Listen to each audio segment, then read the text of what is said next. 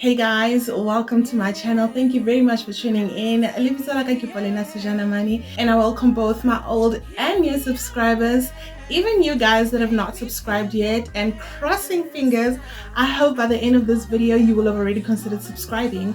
I'd like to send a special shout out to all the people who are not skipping ads, and also to those who are sending me super thanks. You guys rock, paper, scissors. Do not forget to like, comment, subscribe, and also share my content. Okay, let's get right into it. Remember Lucia left, right? I think it was on the 15th. She calls me. Yeah, the same person who didn't greet me, who was mad at me for the entire time we were in Valcom. Remember, that same person. Now she's calling me. Why? Because she wants a favor, and she knows usually whenever she wants anything from me, I would agree to do stuff. So now she calls me on some, no, it wasn't a call. It wasn't a call. It was a WhatsApp. She sends me a WhatsApp to say, I'll put some screenshots here. And she's like, Mama, can you please, go buy me the ra in Joburg? And I was like, no. So I refused and told her to come buy those stuff herself, because why would I still be running errands for a person who doesn't care for me? A person who doesn't respect me, a person who doesn't regard me as a parent. You know, like, what in the double standard is this? Like, what are we doing? So I was just like, nah. And I also proceeded to tell her, we won't be here anyway. We're not going to be here. So I won't be able to do that anyways, because we're leaving for Rustenburg. So I also posted on my TikTok, right? Yeah, I said I was giving away clothes that my kids no longer wore to the less fortunate. So I made a whole video about it. It's quite nice. I also put it here. I know most people choose to sell the clothes on Yaga, but we choose to donate to the less fortunate. This is a pile of clothing that we are going to be donating to the less fortunate this festive season. They are either small or my kids just don't like them no more, but one thing I can assure you is that they are still in perfect condition. And after doing that, Lucia sends me a WhatsApp. Same day. She sends me a WhatsApp on some, Mama, please don't give away my clothes. I will come and fetch them in January. And I was like, who said I'm giving away your clothes? And then she goes on to say, no, I saw a video that you made on TikTok saying you're going to give away clothes. You're going to give away your kids' clothes. Do you understand?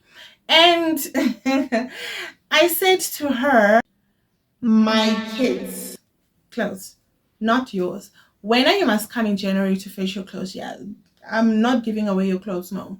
I was talking about my kids' clothes. Do you get it? And also, getting to that, guys, understand me when I say this child used to be right here. She used to be so dear to me. I'm saying this because even she knows it. Even she knows it. As you can see by the screenshots, she knows how she was loved and was also considered as one of my own.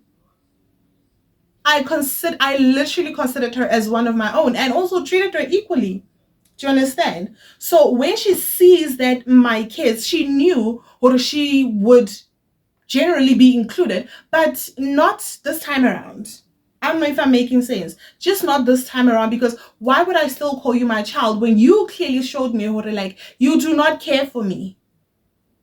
Like, I am just tired of all of this. I'm just tired of these double standards. Like, no, and I'm standing on my point. And she was like, oh, my bad. You know, I was like, nah, cool. And then Ibe fell more head. And also, guys, like, I'm not delusional. I'm not naive. I'm a grown woman who's finally located her self-worth. I will no longer take this anymore. As much as it is said that stepmothers are always mean, well, not always, but most of the times it's the stepmoms who are mean, right? In the relationship, in this case, that was not the case. But now I'm finally standing my ground. And I will no longer be taken for a fool, because it's going to be giving I hate myself, you know, which is something that I've only now realized, by the beginning of this year, that I've realized, like, I've been letting myself down a lot. I've been allowing myself to be taken for a fool all this time. So it is no longer going to happen. Like, something that I've also realized, for that 20 years, I was focused on a child that I thought was innocent. And I was also focused on, making my husband happy, but forgetting myself in the process.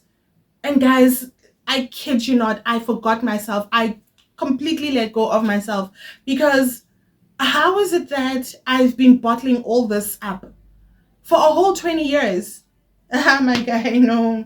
A lot of women would say to me in my DMs and in my comment section that wena o na le sebete and o na le pelo e telele, o kgonne hore o mamelle. Nna nka se ka kgona ho mamela. She's my husband's child, yes, and my husband obviously would stand up for her whenever he needs to. But I think had I voiced out my feelings earlier, I don't think like I don't want to lie, because he is not a person he's self-centered. He does think a lot about us. He does care about our mental health. But I think I was also, naive. I think I was also naive about this whole situation, because like, why didn't I say anything? Why didn't I put myself first? No, I'll tell you why. Because I thought that this was normal. I thought all this abuse and all this trauma that I've been going through was normal. Kanti, it wasn't. It's not. Like, a lot of people are like grossed out and just astonished by all this. All my story times, they're like, oh, girl, you went through that. You went through all of that? And I'd be like, yeah. And honestly, guys, I thought like all situations were like this, especially Zaddy, what do you call those, step parenting situations. And to my surprise, when I look at people's comments, no, this is not normal. This is not normal. And other people was even trying to oppress me by saying, yeah, but why are you speaking out in public? I was like, why shouldn't I speak out in public? I want you guys to tell me in the comment section, why is it that you want us to go through abuse in private?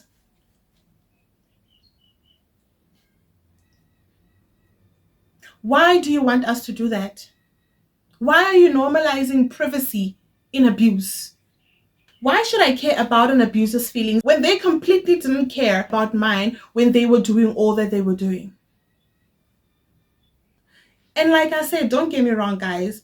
This child didn't single-handedly do all of this damage to me. My mother-in-law, this child's mom, and my sister-in-law also played a pivotal role in all of this shenanigans, okay? So you can imagine the ganging up on me. Why? Because my husband chose me. Do not even twist my words, name. I keep saying that this decision that I'm taking, it has got nothing to do with she and her dad, but me. Okay. And even my daughter's starting to feel some type of way about my story times, because she's like, yo, mama, I didn't know you were going through all of that. And all that I know, in her words, all that I know is the things that I saw, which weren't that bad, because like, obviously I would not allow my kid to see bad things. Do you understand? Not on my accord. Not on my watch. Do you get? Like, even when we speak, when my husband and I speak, we would tell the kids like, or do you understand? We'd just clear the room and just make sure, like, when it comes to matters like this one, we are speaking in private, because not even Lucia knew when we would speak about her. My daughter's a teen and she's looking up to me. She looks up to me a lot, and for that reason, her having to hear all these story times, it makes her dislike the people who've done all of that to me. Nobody likes people who hurt the people they love, right? I mean, would you like people, or do you like, are you friends with people who hate your mom? Hmm? Okay. And another thing is that I am not poisoning these kids against each other, right? But the truth remains. These things that I'm saying, they happened. They did happen. And my other two daughters, they don't really know what happened. But my little one, the youngest, she cried. I remember she cried for like almost 2 weeks when her older sister left. But along the way, then she started to get used to the fact that her sister no longer stays with us. And she seldomly asks about her. And also, these kids, they never call each other. My kids never call Lucia never call them. So, and it's been like that even before Lucia came to stay with us. It has been like that. Like Lucia has never ever Lucia has never like picked up a phone and be like, "Hey Didi, what are you doing?" No, it's never been like that. She like have a relationship is but I think they do have a relationship which, because most of the times I get more. But when it comes to calling and stuff, I'm not sure. I don't even want to lie. It's not like this situation caused the halt in the conversation or the communication between the siblings. No, it has always been like this. So what I can say about that is that my kids have each other, and Lucia has her siblings on that other end, if that makes sense. I hope it does. So while in Rustenburg, it was a Christmas afternoon. I called Lucia to wish her a Merry Christmas, and I called her twice and she didn't pick her phone. She haven't even gone back to me. Did she call her dad to say Merry Christmas? No, she didn't call her dad to say Merry Christmas, but she did try to call and also send him a message on New Year's Eve to say Happy New Year. And you know what? Yeah, man, that was that.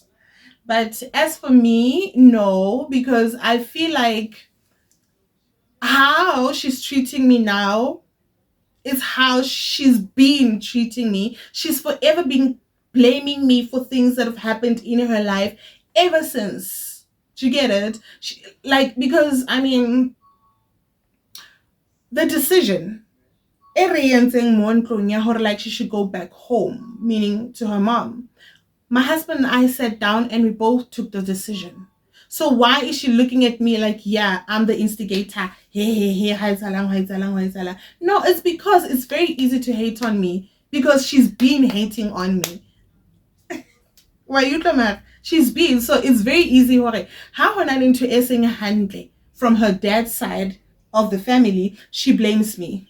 Because ho tlwaetse family kaofela ha ho etsahalang fela polena again, yeah, polena here, polena ha. I was a tad sad for like but then I got over it because I was like, yeah, obviously she's still mad at you for, refusing maybe ho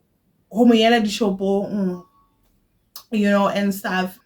Thing, I don't blame her for not picking her phone. It's fine, guys. It's fine, really.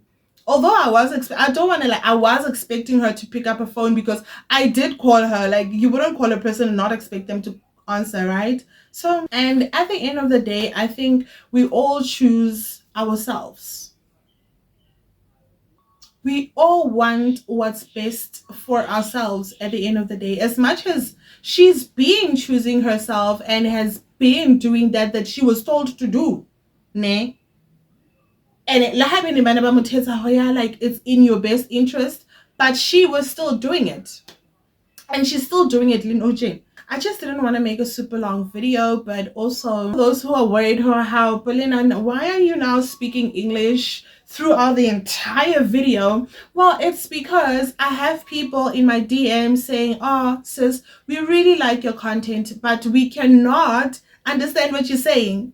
And also, I saw this other one who was also like, yeah, if only you had subtitles. If only you had subtitles that converted your languages to English. And guess what? I have searched and searched and searched for an app that converts Sesotho into English subtitles, and I couldn't find it. If you do know of an app, it's Anjalo, please let me know in the comment section, and I will use it the next time. But for as long as I think I'm sorry guys. I love all of my subscribers and I have to listen to all of you.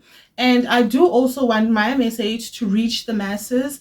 And I also want my page to grow. I will not stop posting videos in Vernac. It's just that I just want my videos to be very inclusive. And what else did I want to say?